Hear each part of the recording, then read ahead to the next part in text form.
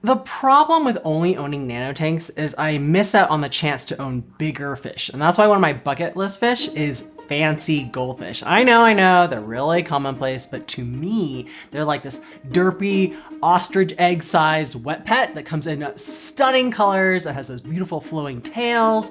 So I was thrilled to find out that Emma from the Fish Crew store tour that I did, she's actually a goldfish aficionado. So I had to pick her brain on tips and tricks I need to know to keep these things alive. Goldfish, which you like goldfish, so tell me about the goldfish. These are my babies. What do you guys like to carry? I mean, you got a monster one here and then like the baby ones. Yeah, he came out of my tank actually. No way! Yeah. Oh my goodness, he's beautiful. Right. Wow. Yeah. So what do you guys normally carry goldfish-wise? We usually get a lot of assorted fantails. So that's just these little buddies. And then some assorted little baby orandas. Okay. And then these guys are big chunkies, big orandas. They need a trim, so I should be performing that in the next couple weeks. You know how to trim It'll be my first wen trim, and I'm very excited. Do you have to, like, do you have to put them to sleep? Is it like clove oil or something, like with the puffer fish? Yeah. Interesting. See, I've never really talked to like goldfish owners extensively. Okay, so I love like the double tail goldfish. I've always been scared to get them because they seem to have a lot of health issues. Do you have any recommendations or tips and tricks? Yeah, they are, I call them my big dumb gloves because they just really are not always, they're so smart and they learn things really fast, but they're not very spatially aware. So I have some black moors, which these guys are just, they come in as assorted fantails, but these guys are little baby moors. Okay. So they get the big telescope eyes. Yeah. So I had to remove all the spider wood from my tank because mine poked his eye on it, and I was like, dude.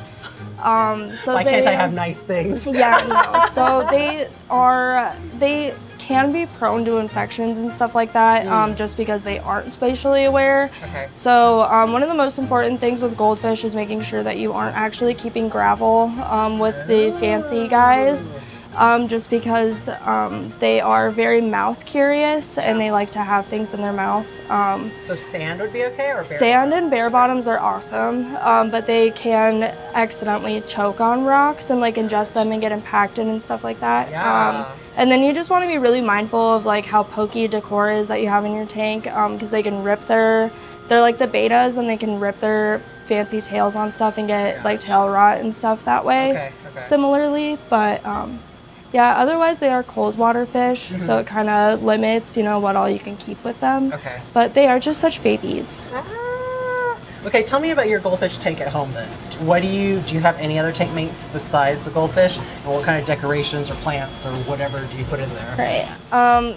So I have a 40 breeder. One goldfish, you want 20 gallons. Each additional goldfish after that, you want another 10. So I have 2 black moors, and then I actually took home his twin. So he looks just like him. And then I have some white cloud minnows in there with them. They do like to have some sort of smaller fish in there with them. It makes them feel safer. Okay. And then I have a dojo loach in there with them too. A dojo loach is so bad. They are ridiculous. They look so cool. And they're like a wiggly hot dog. Yeah, literally with their little hands.